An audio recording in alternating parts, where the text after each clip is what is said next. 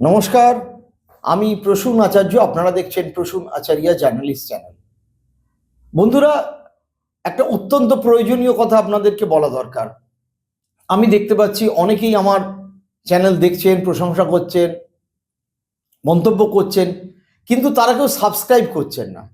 আপনাদের সবার আগে আমি অনুরোধ করব, যদি আপনারা মনে করেন যে আমার এই চ্যানেলটিতে আমি যে আলোচনা করছি সেটা আপনারা আরও ভালো করে শুনতে চান, আরও বেশি মানুষের কাছে পৌঁছক এবং এই যুক্তিসঙ্গত ব্যাখ্যা, যার সাথে হয়তো আপনারা অনেক ক্ষেত্রে একমত নাও হতে পারেন, কারণ আমি ফ্রি টু কমেন্টের জায়গা রাখি এবং আপনারা মতামত দেন, দয়া করে সাবস্ক্রাইব করুন, এটা আমার অনুরোধ। সেই সঙ্গে বেল আইকনে ক্লিক করুন, যাতে ভিডিওটি আপলোড হওয়ার সাথে সাথে আপনাদের কাছে একটা নোটিফিকেশান আসে এবং আপনারা তখন দেখুন বা পরে দেখুন, আপনারা জানতে পারেন যে নতুন ভিডিও আপলোড হয়েছে। না হলে আমার পক্ষে দিনের পর দিন এইভাবে এই চ্যানেল চালিয়ে যাওয়া সত্যি মুশকিল, কারণ আপনারা জানেন বাদবাকি ডিজিটাল যে চ্যানেলগুলো আপনারা দেখেন বেশিরভাগই স্পন্সার্ড কোনো না কোনো পলিটিক্যাল পার্টির, তাতে নানা রকম বুস্টিংয়ের ব্যাপার আছে। আমার সেরকম কোনোই ব্যাপার নেই। আমি আপনাদের ভালোবাসা এবং এই দীর্ঘ যে 38 বছর যে সাংবাদিকতা করেছি সত্যনিষ্ঠ, এবং আমার যে বোঝার যে ব্যাখ্যা তাতে কিছু খামতি থাকতে পারে, অনেক সময় সেই খামতি পূরণের জন্য আমি এমন এক্সপার্টদের আনি যারা যারা আপনার মেন স্ট্রিম মিডিয়ায় অনেক সময়তেই আসতেন না বা তাদের কথা শোনেননি।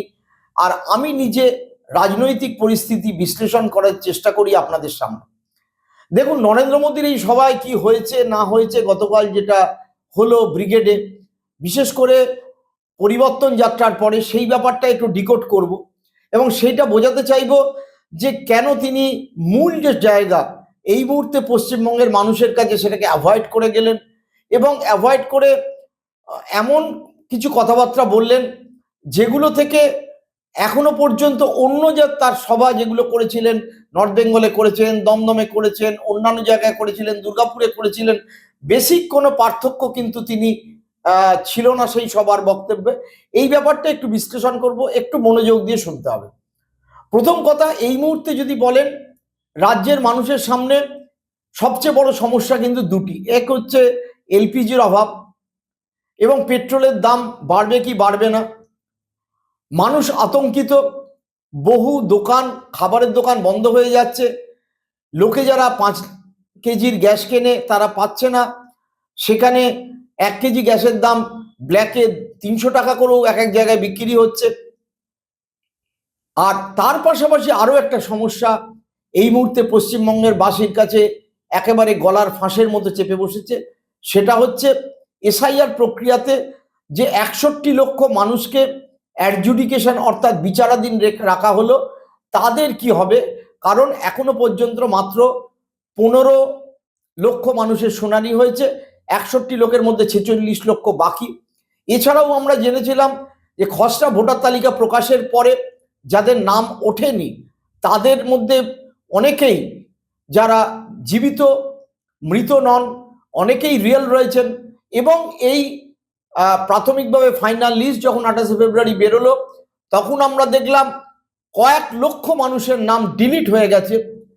তাদের মধ্যে হিন্দু আছেন, মুসলিম আছেন, কয়েক লক্ষ হিন্দু, কয়েক লক্ষ মুসলমান, মতুয়া, আদিবাসী। তাদের নতুন করে ফর্ম 6 দিয়ে আবেদন করতে হবে।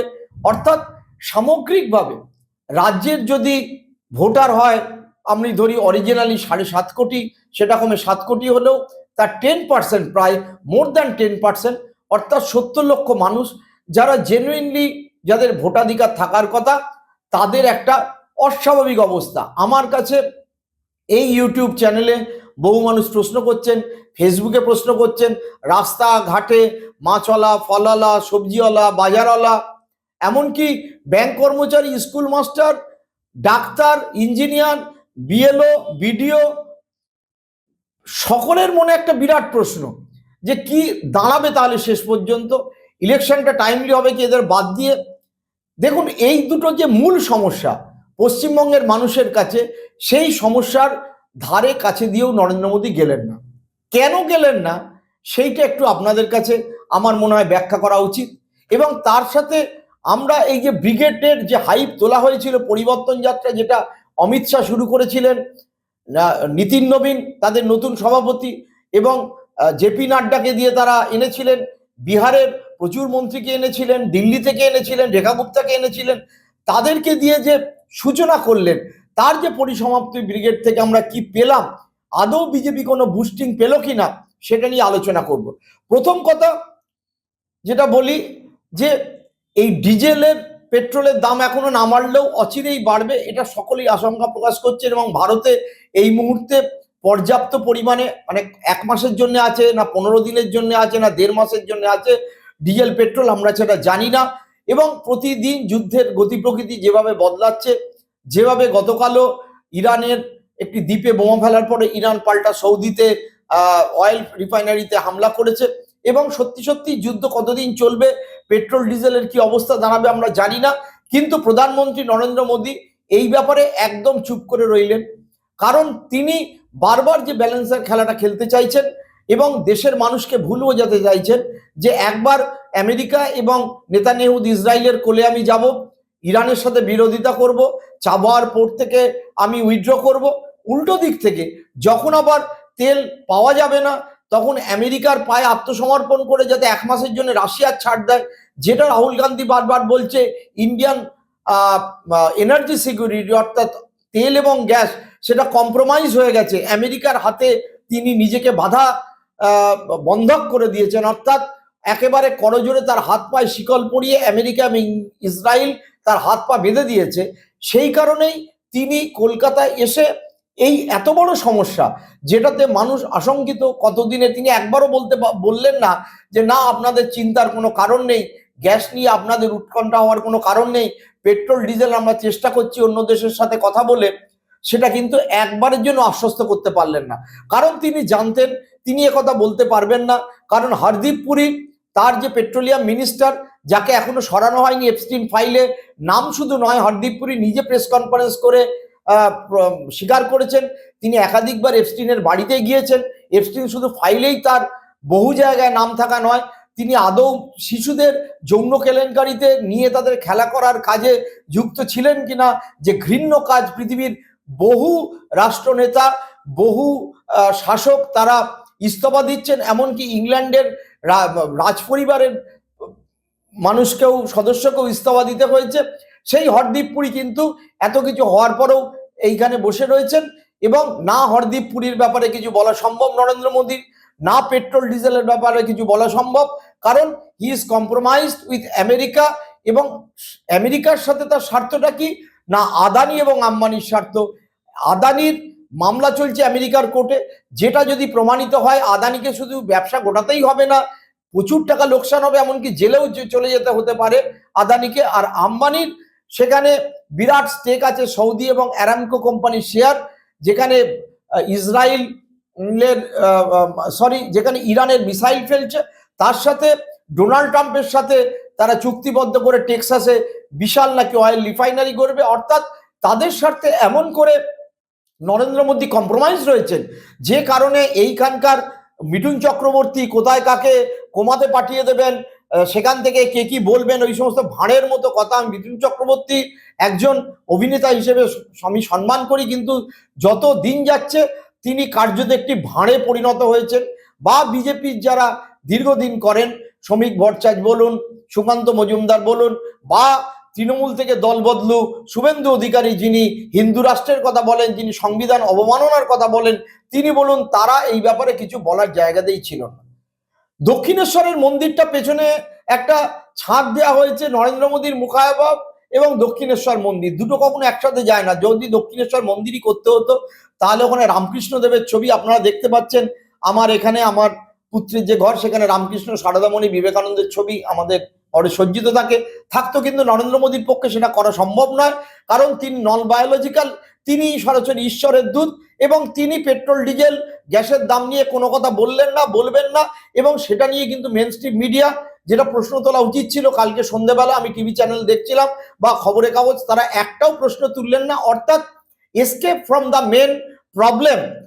এই নরেন্দ্র মোদী, যিনি মূল সমস্যা থেকে দূরে সরে যান, মানে ওই একই ভাষণ একইভাবে বলে চলেন সব জায়গায়, হোনা চাইয়ে কি নাই চাইয়ে, আর মোদি মোদি মোদি করে কিছু ওই হাস্য কৌতুকের মতো কিছু লোক বলতে থাকে, যেটাকে লালু যাদব খুব ভেঙচি কেটেছিলেন, আমি তো সেভাবে বলতে পারবো না।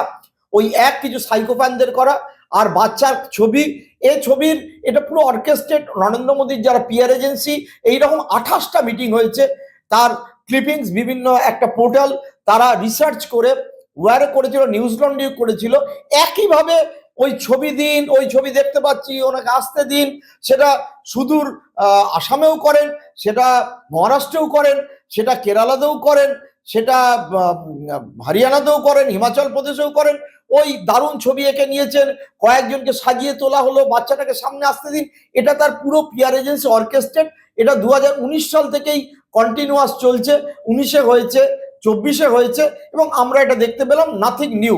কিন্তু মূল যে সমস্যা, গ্যাসের সমস্যা, মানুষ পাচ্ছে না। আমি মাছ কিনতে গেছিলাম সকালবেলা, মাছওয়ালা বললো যে স্যার আমরা কি রান্না বান্না করতে পারবো না। কেন?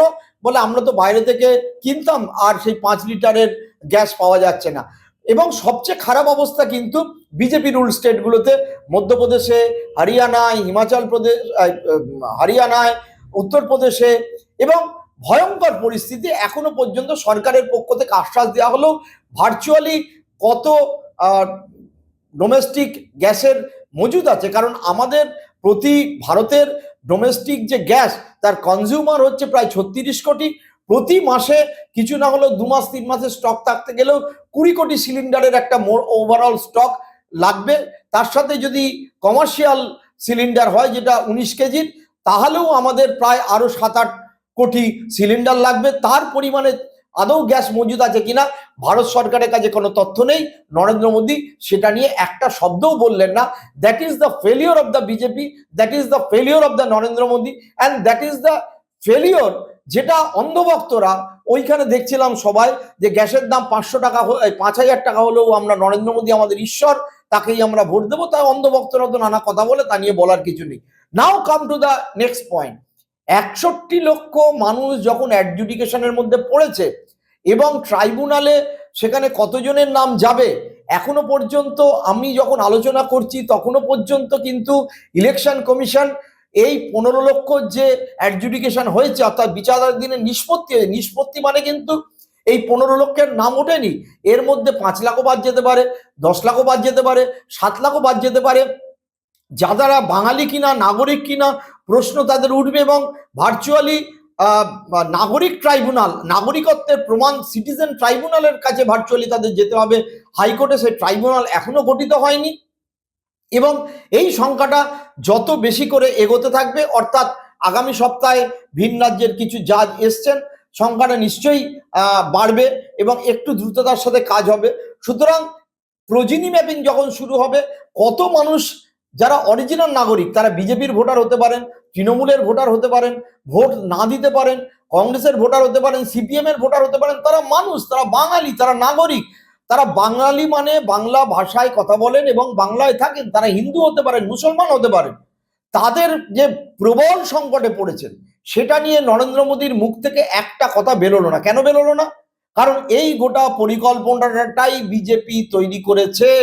নরেন্দ্র মোদী এবং অমিত শাহ মস্তিষ্ক প্রসূত যে এসআইআর, যেটা জ্ঞানেশ কুমার, যিনি 370 ধারা বিলোপের ক্ষেত্রে সেক্রেটারি হিসেবে কাজ করেছিলেন, যিনি রাম মন্দিরের সময় পুরো অর্কেস্ট্রেট হয়েতে গভর্নমেন্টের সাথে ছিলেন, সেই জ্ঞানেশ কুমার, যাকে ইলেকশন কমিশনার করে, চিফ ইলেকশন কমিশনার করে সম্পূর্ণ একটা তাকে শিল্ড দেওয়া হয়েছে, অর্থাৎ তার বিরুদ্ধে কোনো রকম অভিযোগ, কোনো ক্রিমিনাল কেস করা যাবে না। যদিও জ্ঞানেশ কুমারের ব্যাপারে ইমপিচমেন্ট হয়েছে, কিন্তু আমরা জানি সেই ইমপিচমেন্ট আলটিমেটলি হবে না। এটা নিয়ে একটা বিতর্ক হবে, কিছুটা সাড়া পড়বে, কিন্তু জ্ঞানেশ কুমার তার পদে থেকে যাবেন।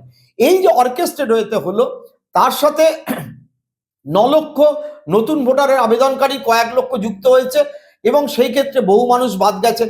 এবং প্রথম খসড়া ভোটার তালিকায় যাদের নাম বাদ গেল, তাদের মধ্যেও কয়েক লক্ষ মানুষ জীবিত। দ্বিতীয়ত, যখন ফাইনাল ভোটার তালিকা বেরোলো 28 ফেব্রুয়ারি, তখন লক্ষ লক্ষ মানুষের নাম ডিলিট হয়ে গেছেন। তাদের একটা বড় সেকশন মতুয়া, বড় সেকশন হিন্দু, তাদের কি হবে? তাদের 6 নম্বর ফর্ম দিয়ে নাম তুলতে হবে। অর্থাৎ সব মিলিয়ে 70-80 লক্ষ মানুষ সামনে ভোট। আমার ধারণা আজকে রবিবার, হয় আজকে দুপুর বিকেলের পরে, অথবা আর দুদিনের মধ্যে, মঙ্গলবারের মধ্যে পশ্চিমবঙ্গ সহ আরো 4 রাজ্যের ভোট ঘোষণা হয়ে যাবে এবং এই 70 লক্ষ মানুষের ভাগ্য কিভাবে ঝুলে থাকবে সেটা পশ্চিমবঙ্গের মানুষের কাছে একটা বিশাল চিন্তার কারণ। 70 লাখ, পৃথিবীর বহু দেশের জনসংখ্যা 70 লাখ নয়, এটা আপনাদের মাথায় রাখতে হবে। ইউরোপের এক একটা দেশের জনসংখ্যা, বড় বড় দেশের জনসংখ্যাই 70 লাখ নয়, সেখানে ভারতের মানে পশ্চিমবঙ্গের 70 লাখ মানুষের ভাগ্য ঝুলে যাবে। কিন্তু সেটা নিয়ে নরেন্দ্র মোদীর মুখ থেকে একটা শব্দ বেরোলো না।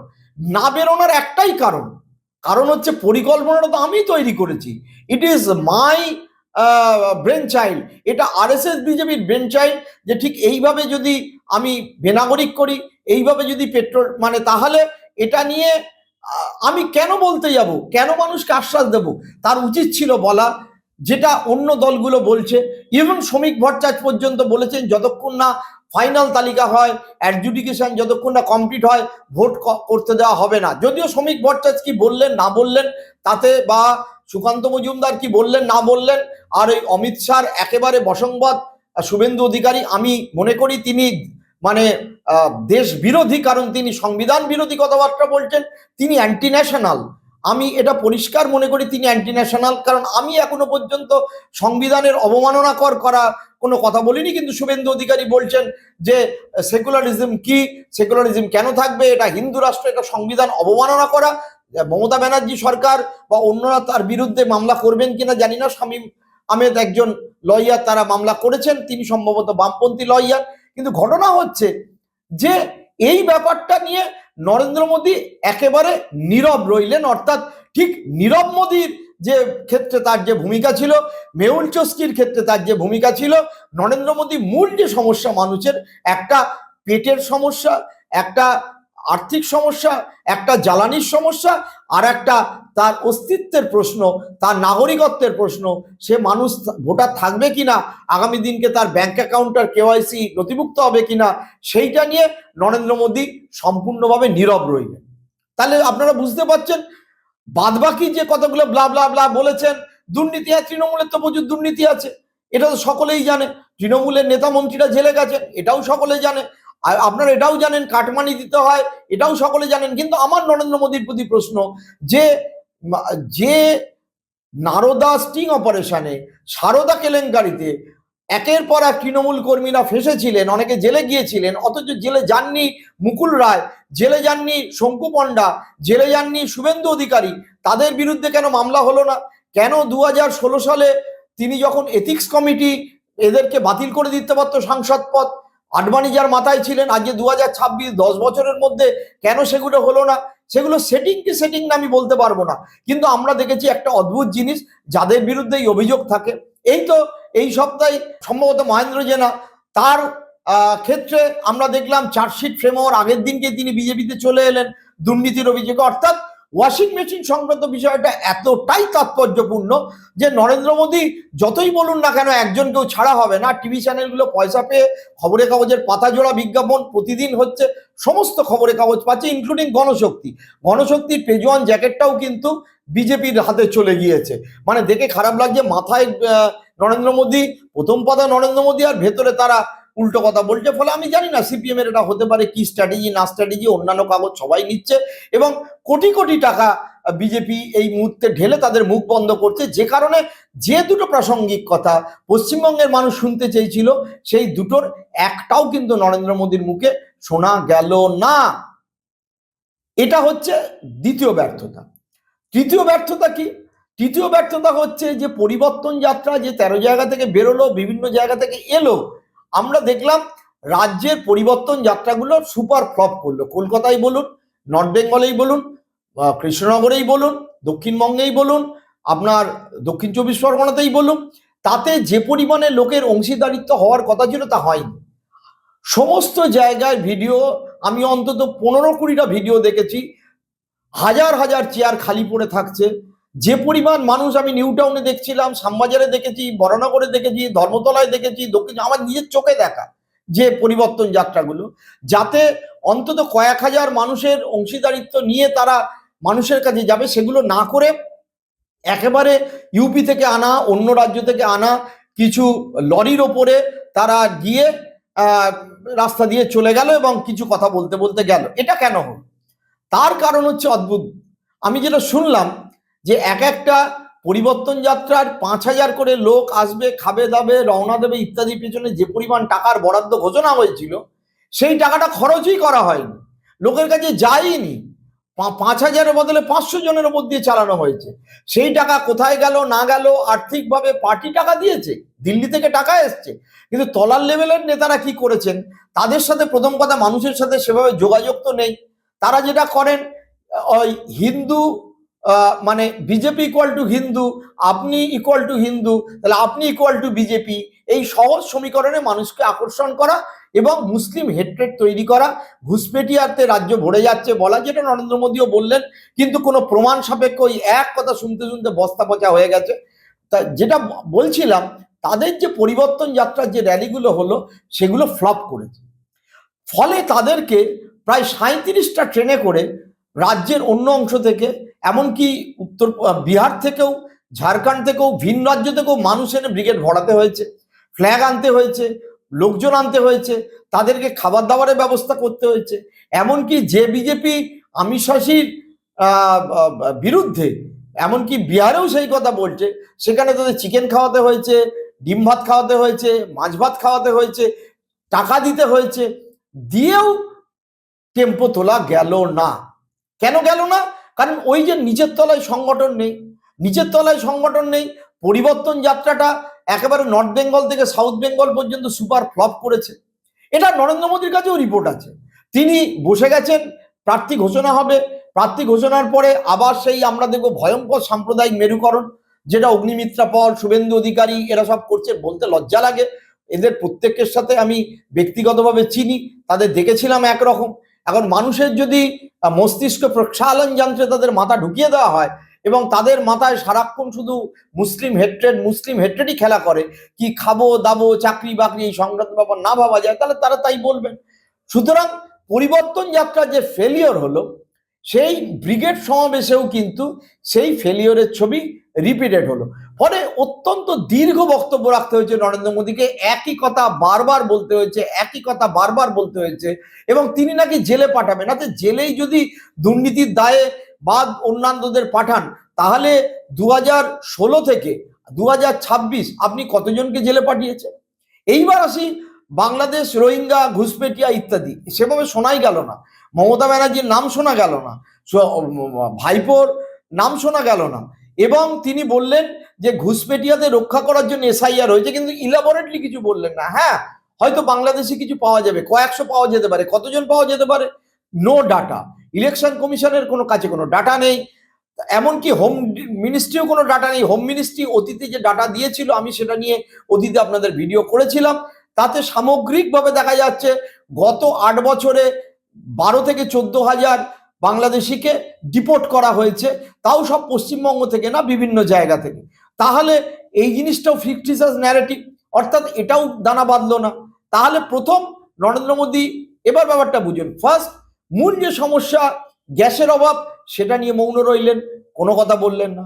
নাম্বার 2, পশ্চিমবঙ্গের যে 61 লক্ষ অ্যাডজুডিকেশনের আওতায় পড়া এবং জেনুইন ভোটার বেঁচে থাকা সত্ত্বেও, অতীতে ভোট দেওয়া সত্ত্বেও নাম কেটে যাওয়া আরো 8-10 লক্ষ মানুষ, অর্থাৎ 70 লাখ অ্যাপ্রক্সিমেটলি আমরা ধরতে পারি, ইট ক্যান গো হায়ার।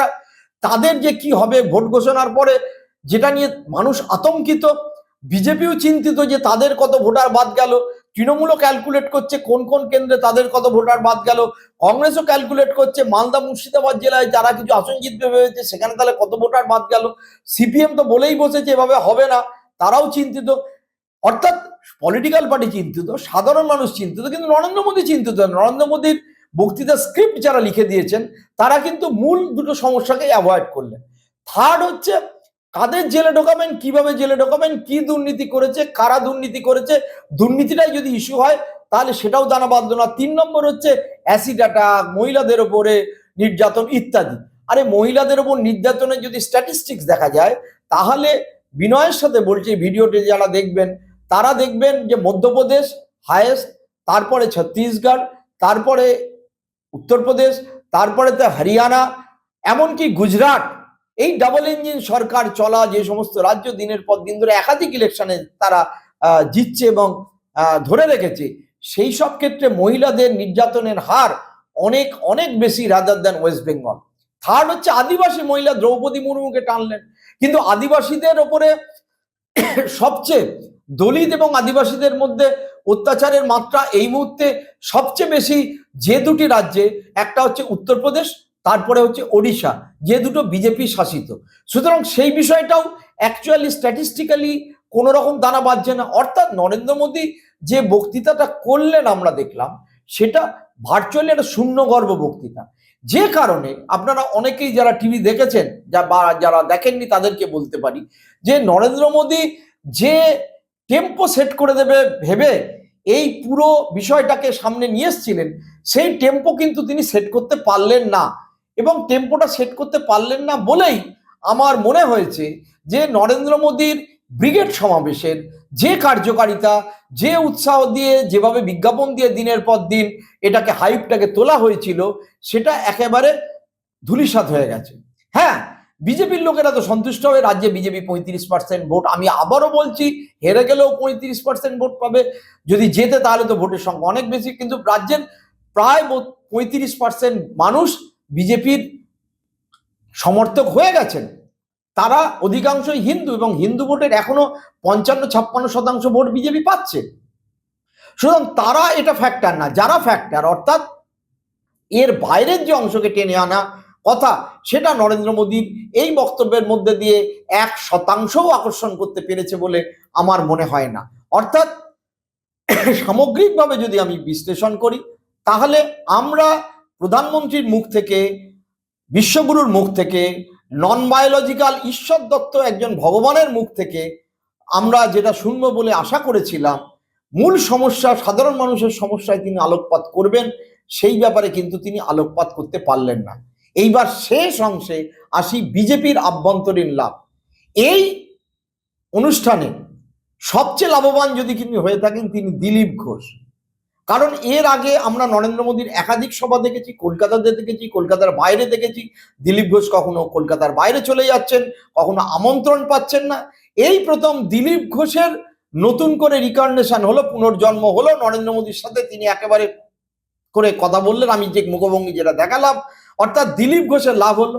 2 নম্বর, বর্তমান বিজেপিতে কামিনী কাঞ্চনে ভরে যাচ্ছে বলে যিনি সমালোচনা করেন বারবার, বিজেপির এক সময় প্রেসিডেন্ট ছিলেন, পরে শিলংয়ের গভর্নর হয়ে চলে গেছিলেন মেঘালয়ের, তথাগত রায়, তাকেও আমরা মঞ্চে দেখলাম নরেন্দ্র মোদী কথা বলছেন। অর্থাৎ নরেন্দ্র মোদীর এই গোটা ইকুয়েশনের মধ্যে বিজেপির গোষ্ঠীদ্বন্দ্বের মধ্যে লাভবান হলেন দিলীপ ঘোষ। শুভেন্দু অধিকারী কিন্তু লাভবান হলেন না। কিছুটা লাভবান হলেন শ্রমিক ভট্টাচার্য, কারণ তিনি প্রমাণ করতে পারলেন তিনি, তার সভাপতিত্বে নরেন্দ্র মোদীর সভা হলো। বাদবাকিটা virtually no gain for BJP. Narendra মোদীর এই সভায় আমার মতে বিজেপি কোনো গেন করলো না, যেটা ভোটে তাকে ডিভিডেন্ড দেবে। আপনারা এতক্ষণ ধরে শুনলেন, আমি ডিকেট করার চেষ্টা করলাম। ভালো লাগলে অবশ্যই শেয়ার করবেন, লাইক করবেন, কমেন্ট করবেন, আর আরও একবার বলি, অবশ্যই করে সাবস্ক্রাইব করবেন। সুস্থ থাকবেন, ভালো থাকবেন, নমস্কার।